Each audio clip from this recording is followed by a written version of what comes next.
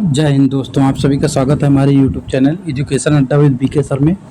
आज हम लोग बात करेंगे ईयरली करंट अफेयर्स की 12वीं क्लास है। तो आइए इसको शुरू करते हैं।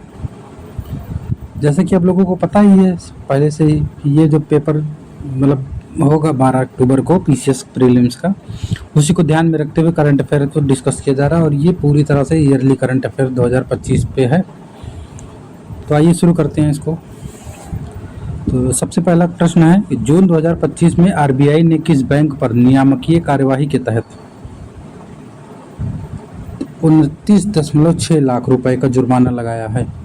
तो फिनो पेमेंट बैंक के ऊपर जो है, फिनो पेमेंट बैंक जो है उसके ऊपर नियामकीय कार्यवाही के लिए आरबीआई के द्वारा 29.6 लाख यानी 29.5 लाख रुपए का जुर्माना लगाया है।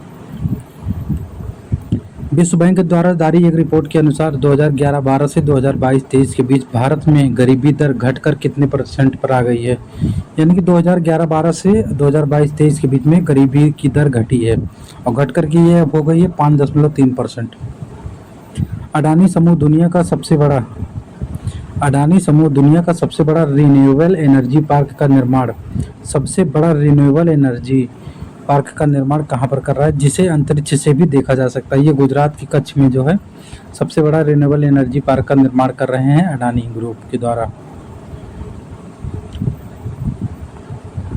भारत का वह पहला सार्वजनिक क्षेत्र का बैंक जिसने हाल ही में नियमित वेतन और एनआरआई खातों सहित सभी प्रकार के बचत खातों में न्यूनतम शेष राशि की आवश्यकता को समाप्त करी है, यानी केनरा बैंक है।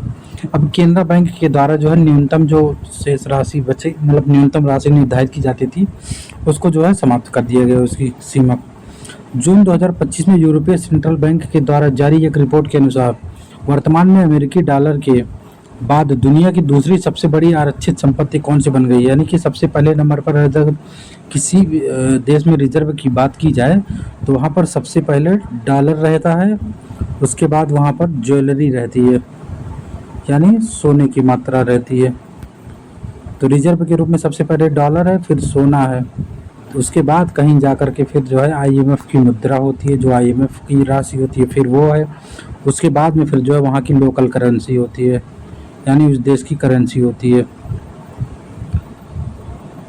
फिर हाल ही में वैश्विक ऊर्जा थिंक टैंक एम्बर, यानी कि जो ऊर्जा थिंक टैंक है एम्बर, उसके द्वारा जो है एक ग्लोबल इलेक्ट्रिसिटी रिव्यू के अनुसार भारत 2024 में किस देश को पीछे छोड़ते हुए पवन और सौर ऊर्जा से बिजली का उत्पादन करने वाला दुनिया का तीसरा बड़ा देश बन गया। तो ये जर्मनी बन गया है। एशियाई और संरचना निवेश बैंक यानी AIIB का हाल ही में किसे अध्यक्ष नियुक्त किया गया है। जोऊ जियामी, ये चीन के हैं। जून 2025 में मत्स्य पालन सब्सिडी समझौते को स्वीकार करने वाला विश्व व्यापार संगठन का 101वां सदस्य देश, यानी कि जो मत्स्य पालन सब्सिडी समझौता है उसको 101वां देश उसका कौन सा है जिसने WTO का 101वां सदस्य बना है, तो वो निकारागुआ है। फिर जून 2025 में भारत में राफेल फाइटर प्लेन के धड़ का निर्माण करने के लिए कौन सी भारतीय कंपनी ने फ्रांस के डसाल्ट एविएशन के साथ समझौता किया है। तो टाटा एडवांस सिस्टम के साथ जो है समझौता हुआ है फ्रांस डसाल्ट एविएशन का, यानी कि अब जो है फ्रांस की कंपनी जो है टाटा एडवांस सिस्टम के साथ मिलकर के जो है राफेल फाइटर प्लेन का धड़ का निर्माण करेगा। 6 जून 2025 को आरबीआई के द्वारा एक बार फिर से रेपो रेट में 50 आधार अंकों की कटौती के बाद वर्तमान में यह दर कितनी हो गई है। अभी 5.5% हो गई है। आधार दर यानी 50 आधार अंकों की कटौती के बाद वर्तमान में यह दर 5.5% हो गई है। भारत ने जून 2025 में किस देश के साथ द्विपक्षीय निवेश संधि प्रोटोकॉल पर हस्ताक्षर किया, तो वो किर्गिस्तान के साथ उसने समझौता किया, हस्ताक्षर किया। फिर आरबीआई ने किस ई कॉमर्स कंपनी को एनबीएफसी के रूप में कार्य करने की अनुमति दे दी है। यानी कि ऐसी कौन सी ई कॉमर्स कंपनी है जैसे उसको जो है NBFC non banking financial company के रूप में जो है कार्य करने की अनुमति दे दी गई। तो वो फ्लिपकार्ट है, जो आप लोग अधिकतर वहाँ से पार्सल अपना आज सामान वगैरह मंगाते हैं। तो फ्लिपकार्ट अभी एनबीएफसी के रूप में भी कार्य कर सकती है। केंद्रीय मंत्री सर्बानंद सोनोवाल ने हाल ही में समुद्री विकास के लिए समर्पित किस नाम से देश की पहली एनबीएफसी का उद्घाटन किया। यानी कि जो है समुद्री विकास के लिए जो समर्पित है, तो वो कौन सा एनबीएफसी है। Sagarmala finance corporation limited, SMRCL। हाल ही में इफ़को ने किस देश में अपना पहला विदेशी नैनो उर्वरक संयंत्र को स्थापित करने की घोषणा की है? तो ब्राज़ील में।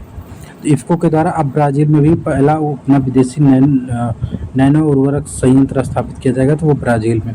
हाल ही में कौन सा देश 2024 में जापान को पीछे छोड़कर दुनिया का सबसे बड़ा ऋणदाता देश बन गया है? तो अब जर्मनी हो गया है। जून 2025 के आखिरी सप्ताह में ब्रांड फाइनेंस द्वारा जारी भारत के 100 सर्वोच्च कंपनियों के ब्रांड वैल्यू में कौन शीर्ष पर है? तो टाटा ग्रुप सबसे टॉप पर है। फिर 15,539 मेगावाट की परिचालन क्षमता प्राप्त कर भारत की सबसे बड़ी नवीकरणीय ऊर्जा कंपनी कौन सी बन गई? अडानी ग्रीन एनर्जी लिमिटेड बन गई। अडानी ग्रीन एनर्जी लिमिटेड जो है बन गई है ये। जून 2025 में सांख्यिकी और कार्यक्रम कार्यान्वयन मंत्रालय ने भारत का पहला अखिल भारतीय घरेलू आय सर्वेक्षण कब से शुरू करने की घोषणा की है? तो ये 2026 में शुरू करने की इसकी घोषणा की गई है। फिर हाल ही में हुरून ग्लोबल यूनिकॉर्न इंडेक्स 2025 में कुल 64 यूनिकॉर्न स्टार्टअप के साथ भारत कौन से स्थान पर है? तो तीसरे स्थान पर है। यानी कि 64 स्टार्टअप के साथ भारत तीसरे स्थान पर है। तो पहले स्थान पर अमेरिका है, दूसरे स्थान पर चाइना है। अमेरिका में 758 है, दूसरा चीन में 343 है, चीन में। भारत में 64 है। यानी कि सबसे पहले की बात की जाए तो सबसे पहले पर अमेरिका है, दूसरे पर चीन, फिर तीसरे पर जाकर के भारत है। हाल ही में RBI के द्वारा जारी रिपोर्ट के अनुसार मार्च 2025 के अंत तक भारत का बाह्य ऋण मार्च 2024 यानी 2025 तक मार्च 2025 के अंत तक बाह्य ऋण भारत का 2024 के मुकाबले में 10% बढ़ गया है। अब वो जो बढ़ गया है तो अब ये कितना हो गया है बढ़ करके? अब ये हो गया है 736.3 अरब डॉलर के। यानी कि अब 2024 की तुलना में 2024 में 10% की वृद्धि हुई है बाह्य ऋण में भारत की। फिर 29 जून 2025 को सांख्यिकी एवं कार्यक्रम कार्यान्वयन मंत्रालय के द्वारा आधिकारिक सरकारी आंकड़ों तक पहुंच बढ़ाने के लिए एक मोबाइल ऐप लॉन्च किया गया है। तो उस मोबाइल ऐप का लॉन्च नाम किया गया। तो GOI स्टैट्स, GOI मतलब कि गवर्नमेंट ऑफ इंडिया हो गया, इसका स्टैट्स ये नाम हो गया। और सांख्यिकी एवं कार्यक्रम कार्यान्वयन मंत्रालय के लिए है, तो ये स्टैट्स हो गया क्योंकि वो स्टैटिकल बोला जाता है वहाँ पर। तो आज के लिए बस इतना ही। बाकी ये है हमारा YouTube चैनल, इसको आप लोग जो है प्रमोट कर ही नहीं रहे हैं, क्या बताएं अब आप लोगों से।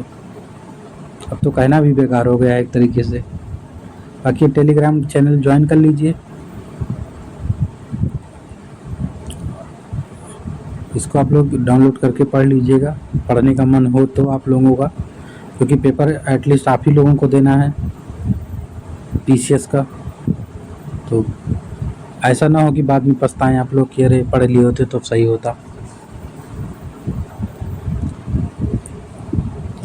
आज के लिए इतना ही, बस धन्यवाद।